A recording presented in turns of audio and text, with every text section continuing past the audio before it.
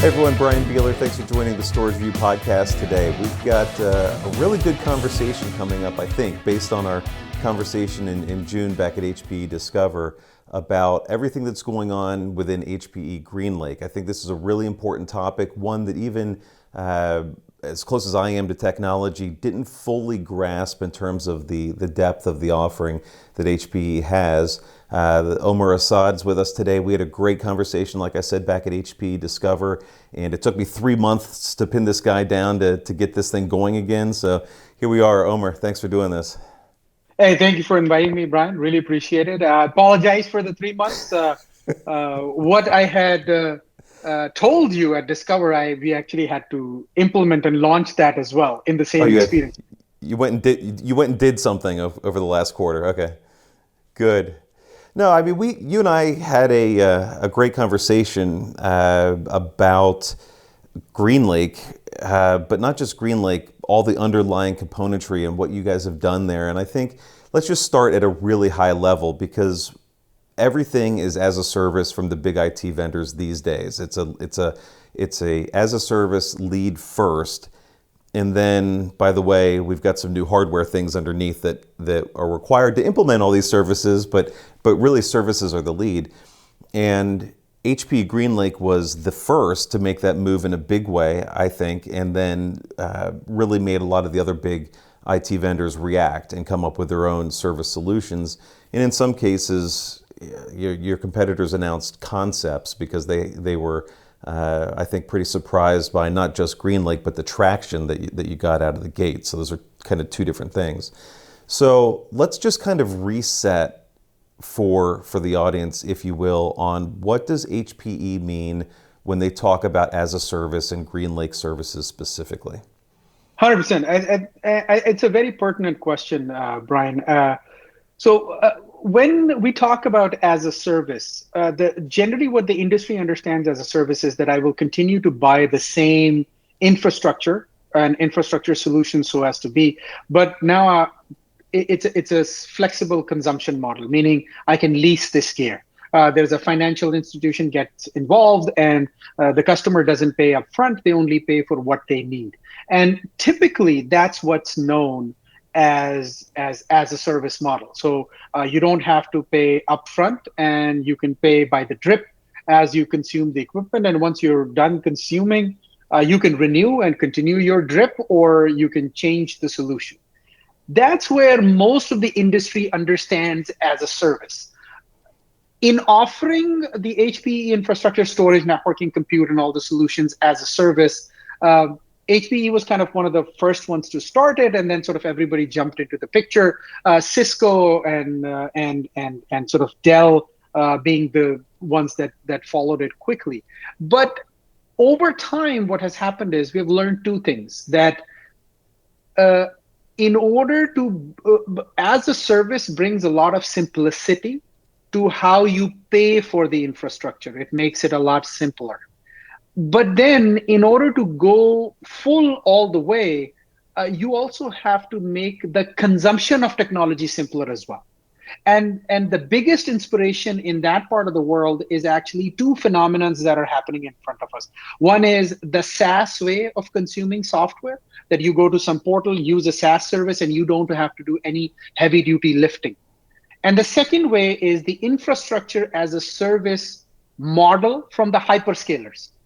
Because you can buy infrastructure as a service, meaning I bought storage, networking, and compute, but I am paying by the drip, but I'm operating it myself, and all that complexity still remains there. Well, yeah, I mean you're making a good differentiation. I think this is an important one to understand. As a service, for some, is a finance model, okay, but that's only solves a piece of the problem, which I think is what you're about to get to. What you're talking about is a fully managed service on top of the ability to flexibly consume these hardware resources. Exactly, right? So when we talk, so what is GreenLake? GreenLake is a cloud consumption model and a cloud operational model, meaning you can pay by the drip for as much as you use. But then in addition to that, how you consume that infrastructure is as a cloud operational model.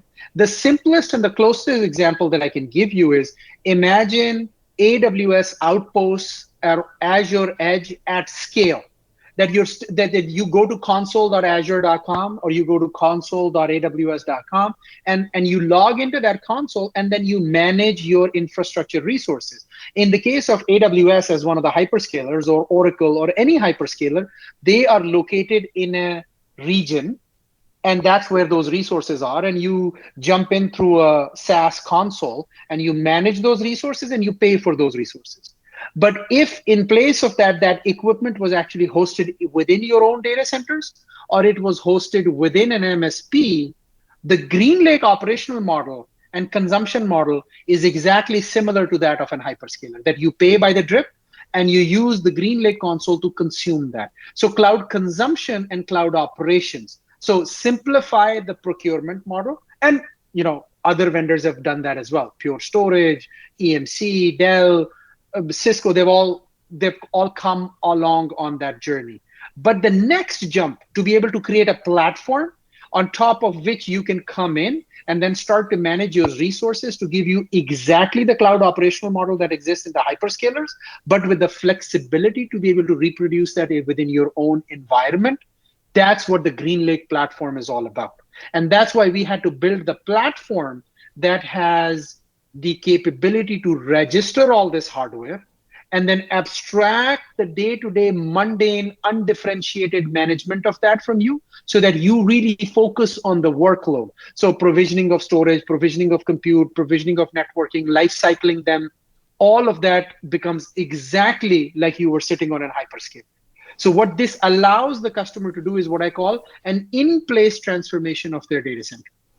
So let's talk about that, because people that are going to this operational model are coming from, well, you tell me. I'm assuming that most are coming from on-prem data centers, but maybe some are coming from cloud heavy and pulling some of that back. I mean, what does that customer look like that's evaluating or transitioning some part of their infrastructure, either on-prem or not, to GreenLake?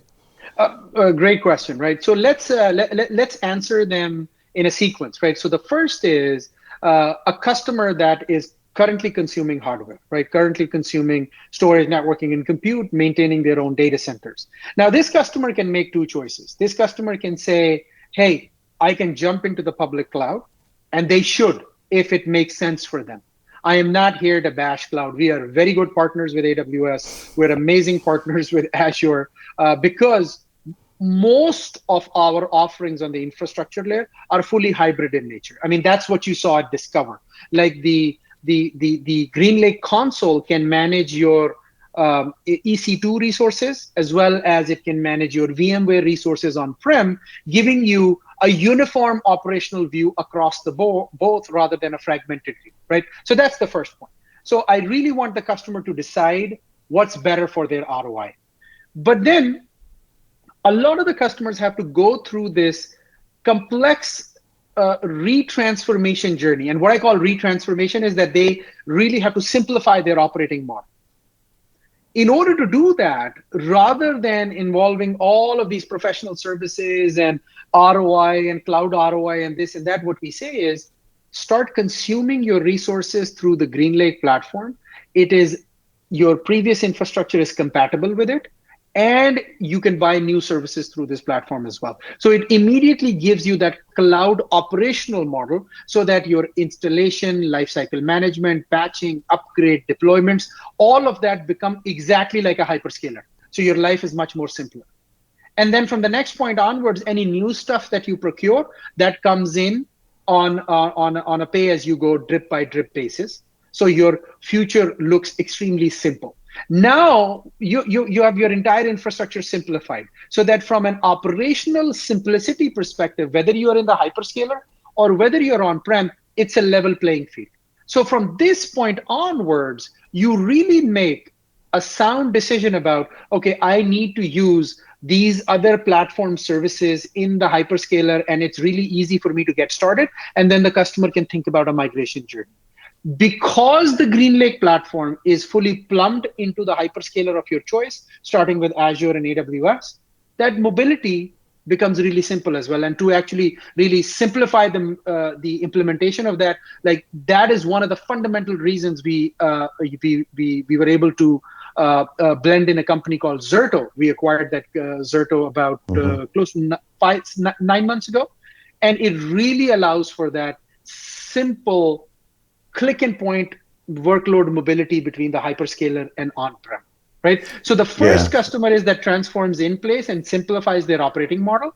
And the second customer, yes, if a customer feels that their cloud operating cost is high, right? And that cloud and they are the judge of that, right? We have different ROI calculators and they can use those. But if the customer decides that my AWS or my Azure or my hyperscaler cost is unbearable to me, what we tell that customer is that if you choose to move this workload back, the operating model will remain as simple. You're not going back to complexity. So that's the flexibility we give to that customer. Well, the plane, I think the visibility and the plane of management is something that you mentioned that's really important, because as we look at all of these different things going on in the cloud and in the data center, we've been saying it, the industry's been saying it, it feels like for a decade, that it's too complicated, that we're getting too many silos, we're getting too many things that are cordoned off and then need separate management planes. And it's getting worse again with all these AI workloads, with GPU heavy infrastructure that now becomes a separate chunk.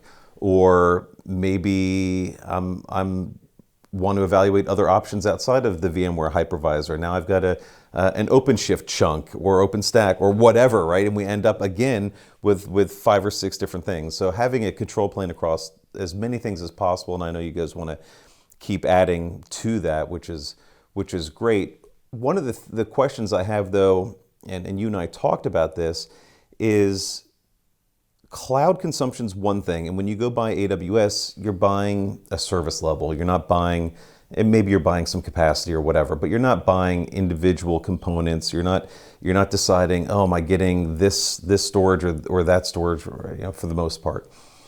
When we look at the as a service offerings from the large infrastructure providers like HPE and others, I often get concerned that all the hardware stuff that you guys have done for so long, that is really a big differentiator when you look at the traditional, hey, do I want a storage array? Maybe I want a Nimble array. Nimble's cool. It's got this InfoSight thing. It's really easy to manage, easy to deploy. Like those competitive advantages, I worry a little bit looking at the industry of those getting washed out when you go to this as a service model and you're saying to, hey, business, don't worry about it. We're going to give you 53 terabytes of storage and whatever cores, and like you have so much IP and skill and knowledge built up in these hardware systems. What is that like as you try to maintain those differentiators, but also make it seamless on the GreenLake acquisition process? That's a very loaded question, and I'm glad you asked that question, right? So what the fundamentally the first thing that we have done is just like you and I talked about earlier, right?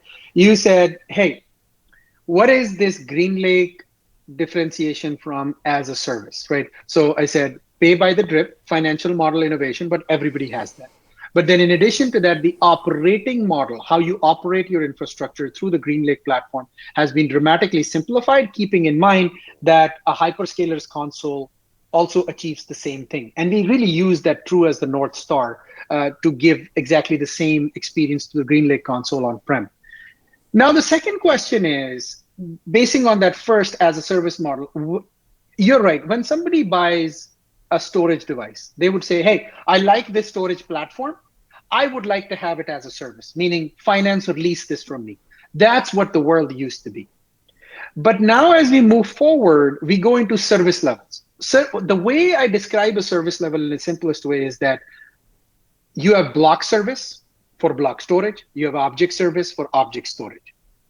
When you buy this service with certain attributes. And those attributes are displayed from GreenLake as a rate card to the customer, right? What does that mean? I mean, I need these many IOPS, and I need this latency, and I need this availability level. Availability level is 6 nines of availability, or in our case, being the only one in the industry to offer 100% availability guarantee with no strings attached, standard support contract. That's one of the differentiators. So the attributes that are listed on our rate card define the capabilities of what our platform has to offer to a customer. Because when it comes to IOPS and latency, everybody can do that. Pure Storage operates at a sub-millisecond latency all the way down to 150 microseconds. Alletra platforms from HPE operate all the way down to 150 microseconds. So latency and IOPS is not a differentiator in the industry anymore. That would be my first claim, right? Where the platform really comes into the play is that how easy to lifecycle it is, how easy to upgrade is it? Does it work like a Lego building block and your storage moves seamlessly through the platform upgrades? And how are these things listed as attributes on your rate card is the key name of the game. So as product managers, what we have to do is keep your rate card simplified, yet differentiated, right? So the way we have brought that to the market by saying, hey, you have a general purpose block storage service, 6 nines of availability, and you have a mission critical block storage service. The mission critical block storage service rate card says 100% availability guarantee, tail latency fixed and consistent, IOPS up to this number committed to you. And that reflects on the pricing of the rate card. But once you buy or subscribe to a service, then what hardware gets shipped to you, how it gets involved, and how it appears as block service in your console for you to be able to operate it on a daily basis, that's completely abstracted from the customer. And that's where the simplicity of the offering comes through. So attributes of the rate card maintain the facets of the platform.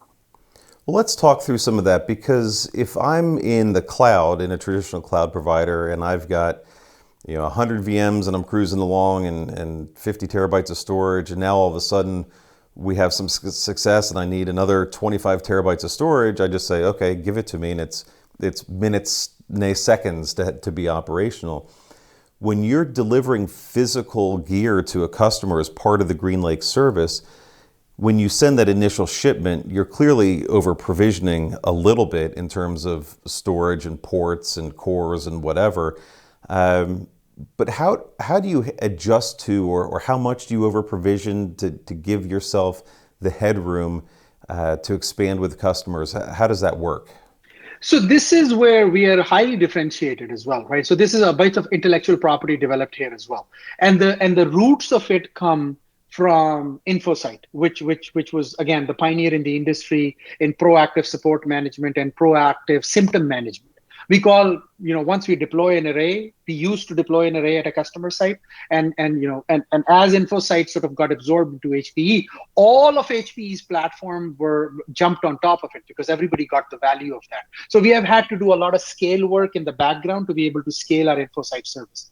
And InfoSight service forms the basis of the proactive analytical service that sits inside GreenLake as well. I'm not going to use fancy words like machine learning and this and that and the other. It's nothing, it's basically, we run a lot of deep inspection algorithms on the background to learn different patterns that informs our product management decisions. I didn't want to use words like digital transformation and AI powered. Please don't. Right, because no, we have 4 or 5 algorithms that we have internally developed. They crawl the data, they find out what our machines are doing, and they give us a prediction into the future, and we feed that information to our product managers. Really, really, really simple. What we do have to do is we have to operate at scale because all our customers are sending us billions of data points. So there's a lot of innovation in terms of how we handle that scale. So then on top of that, Brian, what we did was we acquired another company called Cloud Physics. Cloud Physics has its roots in educating customers by observing their environment, that would it suit better in AWS, or would it suit better in GCP, or would it suit better in Azure, or would it suit better in VMware? And then what it does is it has intellectual property to simulate your usage, learning your usage, and then simulate it into the future to give you a window of understanding of what more you need to buy. This investment was solely done to answer the exact question that you said. Look, At the end of the day, we have to deal with the physical supply chain. Suddenly a customer is bursting. What is happening, right? So in order to over provision, we use a combination. Even before we deploy a service at the customer, in our GreenLake console, customer has a cloud physics assessment that they can run, which assesses their existing environment, shows them their peak ratios, maps them on the back end historical data that we have from other customers in InfoSight, and we give a customer what we call a durability and an expandability score. And that informs our over provisioning decision, so that nothing is a surprise for the customer. To be able to say, look, we have analyzed your environment, we have fished out your previous vCenter data because we know where to go and tap. We have observed your existing environment. And here are a few simulations which they can directly tweak in the dashboard to be able to say, here is what the future looks like. Do you agree with it? They're like, yeah, this looks good, but I want to pad it further. Okay, we pad it further. And that padding is easy because they don't have to pay upfront for it. Yeah, it's easy for the customer, right? Because they can tell you, hey, we think we might need another 20 terabytes of storage or whatever, and you guys put it in there, and then you hope they Right. consume it at a certain point. Right. And the beautiful thing about storage and compute is they always consume it. You, Right? you I'm give it just to being them and they honest. will use it, huh? Yeah, Well, but you have to give it to them at a service level that is desirable to them, right? The biggest shine in the picture is that suddenly their data center operations became as simple as a hyperscaler, but then at the same time, their availability and performance levels remain there, but they have constant access to this analysis service because we bought it and now we pass it on as free to our customers. So they can continue to simulate themselves in various different directions.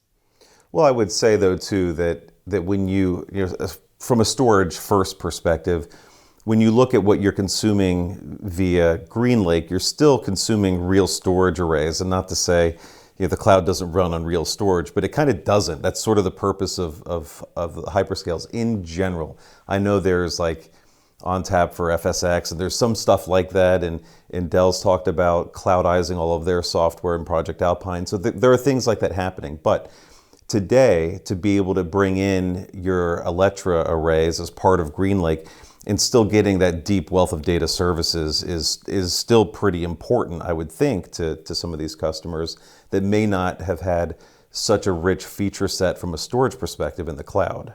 I mean, they still benefit from that, right? Yeah, I think that's spot on, right? I mean, like you said, right? Yes, there is FSX, Cloud ONTAP, there is Purity in the cloud. We have a few offerings that are there in the cloud marketplaces that customers can install. And I'm not doing any bashing over here. It's just that the hyperscalers are very honest about their availability levels. I love that about them, right? Like Amazon, Azure, Oracle, GCP, they state, look, EBS service is 5 nines of availability. This is the level of durability. This is the level of tail latency that you get. And I'm not forcing any words, right? I mean, you read those, they're very upfront about that. And when you compare that with what on-prem vendors can offer, there's a heck of a lot of a difference, right? I mean, on like Pures and NetApps and EMCs and HPs of the world, far superior performance and far superior reliability and very rich set of data services. But the thing is, when you cloudify your offering and now it runs on top of a combination, let's say in AWS, of EC2 and EBS, the base durability and reliability is that of what a EBS is. Mm-hmm. So again, you've gotten a few more data services, but your durability, reliability has gone down and equidistant to the level of what the hyperscaler has to offer you.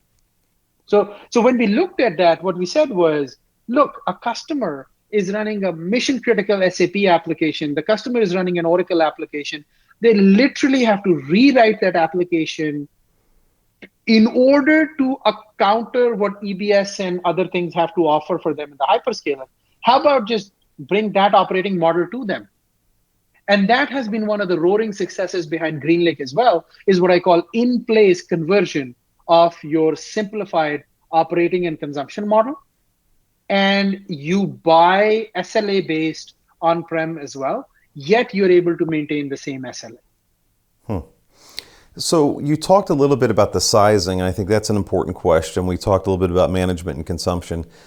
But walk me through the process of getting a little more about how this works. So I've got some worksheets and there's a little bit of consultancy there via software and sales team about what I need, what I think I need, what I really need. So we sort that out and you guys figure out how much ProLiant switching and storage that I need and put that together.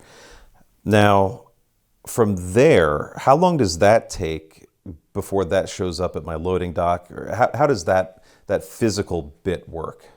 Great point. So the physical bit works differently in different services, right? So Okay. the first thing that you have to recognize is just like you go to a hyperscaler console and subscribe to services, here, because we're partner first, what you can do is you can sit down with your partner of choice or yourself.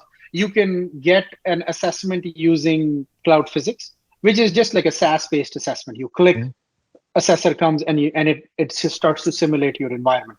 It computes. It has all sorts of storage, compute, networking, VMware capabilities in there to be able to give you a good picture of what your existing environment looks like and what your future environment looks like. The beauty of paying the money for Cloud Physics is that they've completely automated the assessment framework that you don't even need to be a data center administrator to be able to do that thing. You can literally be an CIO or a leader of an organization. It's click, download, install, run. That's it, and then graphs start popping up. So your partner has access to it, you have access to it, right? From that point onwards, now you have the capability to look at a service from HPE GreenLake. What does that mean? Some services are software only, just like our backup and recovery service or our disaster recovery service, which is built on top of Zerto. Some services are a combination of hardware and software, just like AWS Outpost is a combination of hardware and software, right? So block service that you are talking about is a combination of hardware and software. Similarly, hybrid cloud service, the HCI service, is a combination of hardware and software. Block service is storage, hardware, and software. Hybrid cloud service is a full stack hardware and software, meaning it has compute, storage, and networking in a rack form factor built in together, but you buy it based on your CPU and memory, just like you would size a particular VM. Once you have those two sizings done on top of the rate card, then you just subscribe and your channel partner puts in the subscription order. You get the subscription key and your account on GreenLake. And then the dock shows up in about 14 days. Stuff shows up in about 14 days on your docket. You wheel that in your data center. In case of the hybrid cloud service, it's pre-wired. In the case of this block storage service, the equipment that shows up has 3 cables that are dangling out: the networking cable, the power cable, and the management console cable. You plug those in, you log into your console, you enter the subscription key. It automatically registers this gear with our fleet services. And then underneath the block service or underneath the hybrid cloud service, this gear appears as the attributes that you want to start consuming. And there you go. It's literally that simple. And by the way, that has taken the most amount of time because the easiest thing was, here is my platform and here is a financing term. And we could have walked away. And that's what everybody else does. And that is the fundamental difference between GreenLake and what others do as a service. Yeah, so the fact that it comes in, the physical unit comes in and the customer racks it or their partner racks it or whatever, however it gets there, so be it. But you've already done all the setup, all the provisioning, so that literally, and it knows its network IP, whatever, you've done all that work, so that when you plug it in, power it, it comes up, it gets its IP, it knows its identity, and it's ready to roll. Right. And like for the hybrid cloud service, if you don't like the version of ESX that we have installed on it, it will ask you, hey, do you have a place where I can grab your ESX version? It'll grab it and fully automatically upgrade itself, right? So fleet service it will say life cycle this environment. It will not say this server, this ILO, this storage machine, this, that, and all of that is completely abstracted. It'll say life cycle this environment. And that environment doles out virtual machines. That's the service that you bought. Right? Similarly, if you bought the block service, it is doling out lungs. It is self-service. You can create multiple accounts for different people, just like you operate in a hyperscaler environment. It's just that the gear now sits in your data center, and you're Well, seeing the consumption levels on the side. so how does this change the ongoing maintenance? You talked about some of the life cycle bits, and that's really important in terms of, I mean, all of the components, right? Especially on the servers, you've got drives, you've got NICs, you've got whatever, you've got all sorts of BMC, all the management stuff. That I know a lot of it you can access and bubble up through ILO on the servers, on the storage. Maybe it's a little bit different. But what changes in the maintenance of these things? So you talked about that the life cycle stuff is there, but how much physical interaction is required from who would traditionally be an IT admin or a storage admin to handle updates that they would wait and do it Sunday at 2 a.m. or something like that? Great point, right? So when you have different services, right? If you have the block service, or if you have the VM service, or the hybrid cloud service, when you have the hybrid cloud service, everything is abstracted from you because you're just dealing with virtual machines up front, right? But the intellectual property around InfoSight is that all our gear, whether it's the servers, it's the drives, it's the compute, it's the storage, it's the shelf, it's the DAC cabling, whatever, everything is sending signatures to us, right? So on a per customer basis, we have a state machine of what your footprint looks like and at what revision levels your footprint is. And we are constantly displaying that to you in a simplified form factor in your fleet manager. Right? Your fleet manager in our SaaS console understands what different building blocks are operating in your environment. And we're constantly giving you advisory services on top of that. And by advisory services, meaning this is an update coming here, this is an update coming here. And all you have to do is you have to accept those things. Once you accept those things on the back end, the software lifecycle management of BMC, ILO, firmware, drive firmware, decommissioning a drive, bringing a new drive into the system, all of that is completely automated. It is exactly how the hyperscalers do their hardware maintenance on the other side, because they have to do that at that particular scale, right? Now, if some capacity needs to be expanded, yeah, then we're showing you in the platform, this has been shipped to you. It is sitting on your dock, just roll it in. And as you roll it in, we automatically register and we take it, we add it into the mix of things, right? So from other than shipping of stuff where you have to roll that in, the most amount of work with GreenLake was tenant management, customer management, multi-tenancy, security management, logging management, because this is an entire SaaS control plane that is now running your hardware on your behalf. And that's where most of the innovation has come in. So in the hardware bit, do you have customers that don't even want that level of sort of de minimis hardware involvement? And in that case, how do they do that? Can they hire HPE to fully manage this thing so that I don't have to ever touch it? If a drive replacement comes, someone just goes and does it, and I don't have to, basically, I don't, not to put IT admins out of work, but maybe I don't want or don't have staff or don't want staff or whatever in these locations, especially, we can talk a little bit more about small versions in a second, but if I've got some edge sites or whatever, what's going on there? I'm just sort of curious. Right. So, and I think that's an excellent operational question, and I'm glad you've asked these things, because this is where most of the work went in, because leasing would have been the easiest thing to do, right? Sure. The ownership experience of a cloud operational model is the hardest thing to do. So the pertinent to the question, right? So the goal is, see, doing day-to-day server maintenance is not the sexy thing to do, right? Everybody wants to do the most important work within the organization. But because we as vendors have not really paid attention to the operational simplicity is where most of the complaints come in, right? Because if you look at the SaaS industry, the biggest, why does everybody love Workday? And even IT loves Workday, right? Nobody wants to maintain an HR and management system with patching and this and that and the other. It's like, dude, yeah, we have subscribed to Workday. Please use it, right? And HR guys love it because it's just a SaaS console. It's so simple to use. And the IT guys love it because they can go do other productive stuff. So SaaS introduced a level of simplicity in software management and software rollout and software upgrades that now the backend vendor takes care of. Similarly, doing infrastructure as a service on premise is the next level of innovation from GreenLake. So there are two models. So you can get the gear as services, and then you can operate it through our console. And we're doing a lot of the work in the background.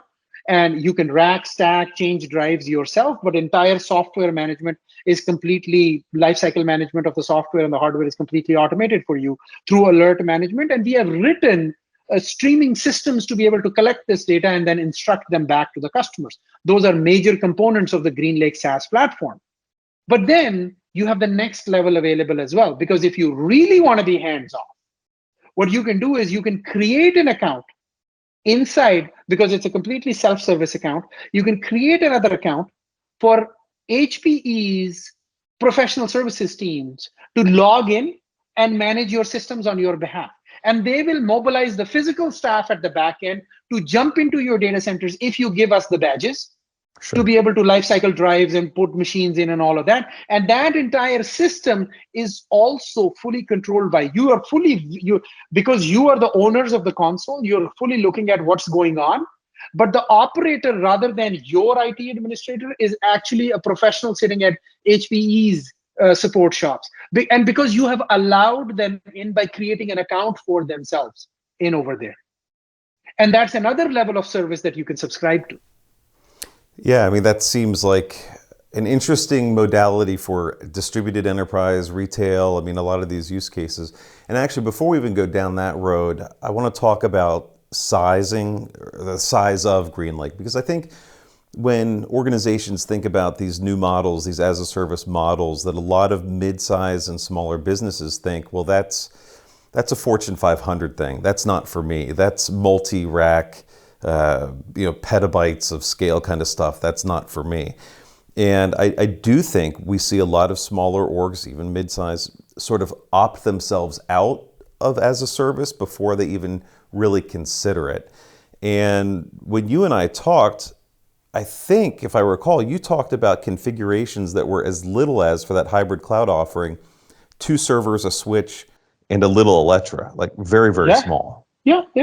And those mid-market customers can just order the hybrid cloud service, click next, hybrid cloud service comes, meaning rack showed up, fully configured with VMware. You can literally vMotion your workloads on top of it, and you can start doling out virtual machines. No ESX management needed, no storage management needed, no network management needed, no disaster recovery management needed as well, because this thing can pair to a hyperscaler, and Zerto can start to mobilize your workloads back and forth. Right? So all of this heavy lifting just completely went away. Backup as a service is built into that. So it's automatically backing itself up, and it's dumping into a repository if you have one, or it is pushing that into a hyperscaler for your offsite backups as well. Point-in-time recovery is available. So you just focus on your workload. You can order a system saying, hey, I need a system for 30 virtual machines at this performance level. That's it. And you order the hybrid cloud service and it shows up. You can, from a menu of options, say, DR enabled, backup enabled, done. Forget about it. Okay, but what about the price though? Because that's the question. Because when I go and look at if I go get an entry array for 20, 30 grand, a couple servers, I don't know, a switch, maybe I'm in 75, 125 grand if I'm going to go buy a real small infrastructure.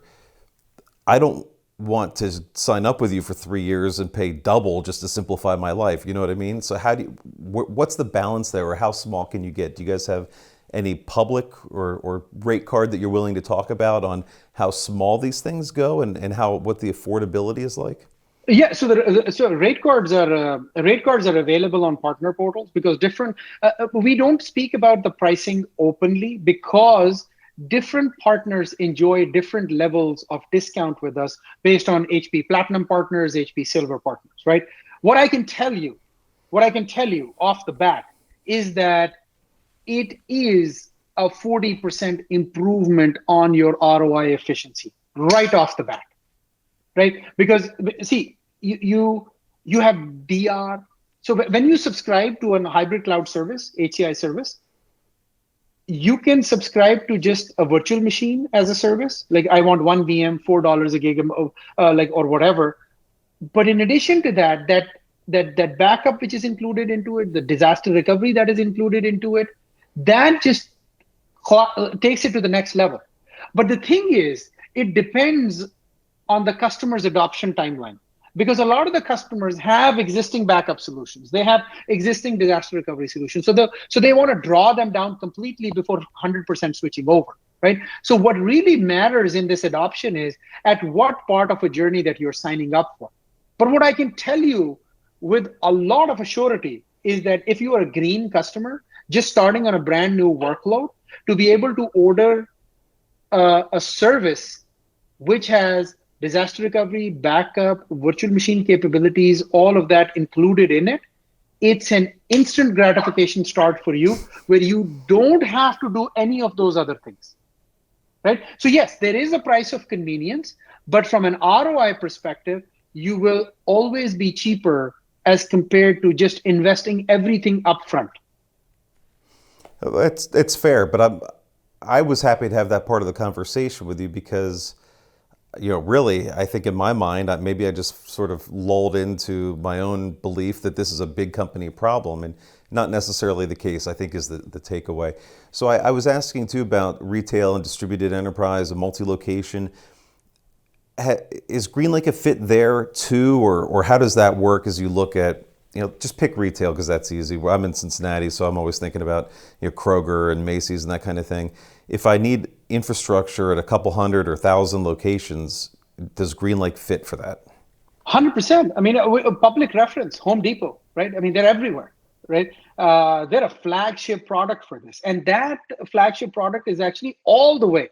I mean, from a GreenLake fits not just on the compute environment or the store's execution environment, but all because of the flexibility of having Aruba into the mix, that literally branch as a service concept comes in for them, because they can pick and choose multiple services to make a bigger construct that sort of takes care of that entire branch. But if you're just looking at it from a compute or like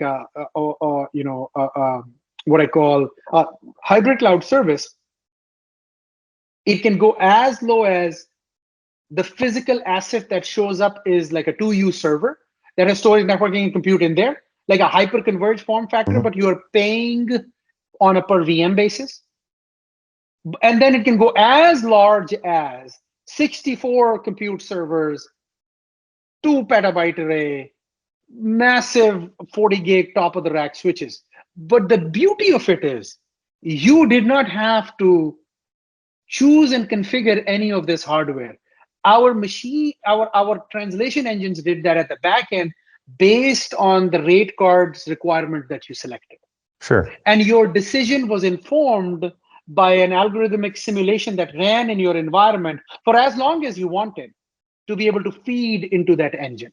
And then we say, yep, if your application requirements are this much storage, this much IO, this is at different minimum commit levels that you can start off, and the right gear then starts to show up. Yeah, that's pretty remarkable. Hopefully, if I'm running gas stations, I don't do it wrong and get the 64 node rack showing up. There's only so much room for cigarettes and servers in those little booths, right?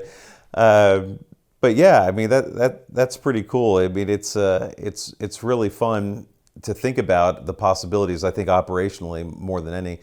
So I know it's not new, but it's in this incarnation is kind of new because you've got all sorts of new stuff that you've been folding in to GreenLake. So what's some of the feedback, like Home Depot, if they're referenceable, when they got fully realized with GreenLake, what benefits did they find, or did some other customer find that they weren't expecting? Because I think we all expect sort of the ease of operations, but there's got to be some other nugget there that popped up that maybe wasn't expected. Planning becomes extremely simple. Planning becomes extremely simple. Operational planning becomes extremely simple. Because they're not worried Uh, about having to buy another whatever. it's like, yeah, it's hey, if I need it, I will be informed about it, right? Or if somebody has a need coming up, they can burst, and then that need can go away. So the burst can come down, right? The procurement cycle becomes a lot more simpler, right? Once we have standardized on a deployment methodology, it just becomes rinse, lather, repeat, and all of those attributes can be saved in the GreenLake console, right? It, the way, Brian, the simplest way to understand it is I use this term with customers, which is called in-place transformation, right? You can transform by lifting and shifting to the public cloud because you like that operational model, but then using the GreenLake console, your burstiness into the cloud or mobility of certain workloads into the public cloud also becomes really, really simple because the disaster recovery and the backup and recovery capabilities that we have to offer fit in that customer's journey. So, and going back to the first point, right, the very fundamental point, financial simplicity came in, but that is there with every other vendor. Sure. That's not the differentiating part. The operational simplicity, the day two to the day 360 operation, that operational simplicity, that predictability, the ability to literally take your block storage device and converting them into an internal block storage service is extremely enlightening to customers. That, okay, in an organization, I am a storage admin, but my staff doesn't have self-service capability. I'm always the bottleneck.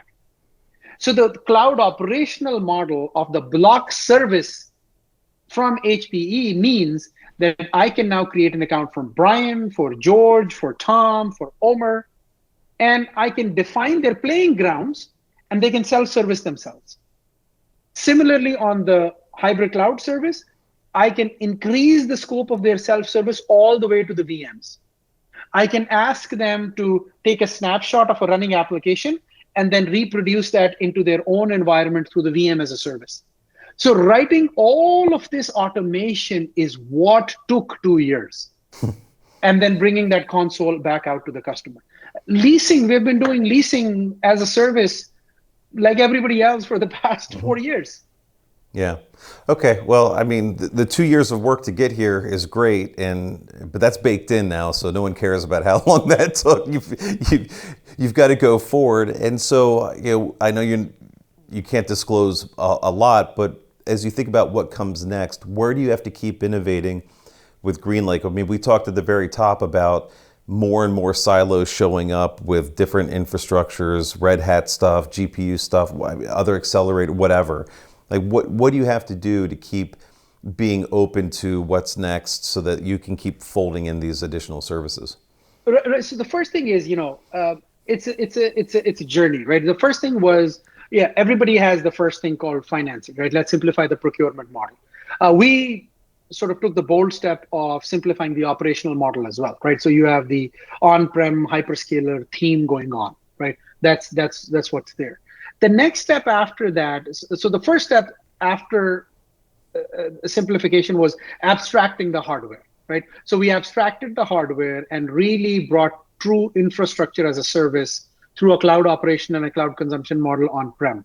The next step is to jump at what I call application frameworks, in my opinion, right? What are the common on-premise applications that require a lot of complexity to set up, to troubleshoot, so that those applications can then be abstracted into as a service models as well, right? That's our next goal going on. Container as a service, VM as a service, we got that for free because we abstracted the infrastructure. So the exposure was at a VMware level or a container level. That's done, right? So HPE Private Cloud, which is offered with GreenLake as a service, HPE Hybrid Cloud, which is offered with GreenLake as a service, block service, networking service, which is called NAAS, Network as a Service, and then on top of it, backup and recovery service, Zerto, which brings in disaster recovery as a service. These are individual services. The next step is to bring these services as application as a service offerings so that the customer doesn't have to deal with that as well, right? And then keep jumping one step on top of that, one step on top of that, so that the consumption and operation at the data center becomes as simple as we can get it down to. So then the decision between a hyperscaler, an on-prem, or an MSP literally is an accounting decision, not a complexity decision of owning the hardware. Well, and I suppose too, though, one of the benefits to this model is that as you roll these things out, they should be things that you could just pick up and consume in your console, right? I mean, it's not, with some exceptions, I would guess, it's not hardware dependent, right? To enable, a lot of the, especially the software enhancements, right? It just comes along with your GreenLake. Yep, 100%. You got it. All right. Well, this is cool. I think it's great to see where this is going. I think the model's really interesting, and your delivery mechanism and the fact that you can scale down to really small is also super beneficial. So, I'm enthusiastic to see where this goes. Where do we send people? HPE GreenLake or some such to learn more about this? Greenlake.hpe.com. That's the Okay. that's the best place. That's the best place to come and learn about it. Or a partner portal for all the partners that are listening out there, jumping on the partner portal, getting access to the console. I encourage as many people in the partner community, in the customer community, to jump on the console and see what the console can. And console is also the best way to learn about these services. Right. Okay. We can obviously there's the marketing and the demand gen engine that works in. But then again, I'm very thankful to you as well, because one of the very few people that ask operationally detailed questions, so that really brings out the what we have built. So I'm really thankful for that as well. Well, we're very smart over here, so. Absolutely. That's the key. No, but I think it just comes down to having these conversations, and you've got to be willing to kind of invest the time, and even for you to drop an hour or whatever it's been into this podcast to sit here and field these questions. I mean, most of the times when we go through the briefings, when you launch new products or whatever, it's 22 and a half minutes to kind of burn through slides and whatever. We can never get real deep. That's why I love these conversations so much, because we can, without much time pressure, really get into it and really sort of drift through, all the different angles and where the benefits sit. So this is a good format for that. 100%. And thank you for taking the time. I really appreciate it. No, I'm glad you did it, and look forward to seeing you hopefully again sometime before next June. So, but 100%. All right, appreciate you doing the pod. Thanks so much. Thanks, Brad. Appreciate it.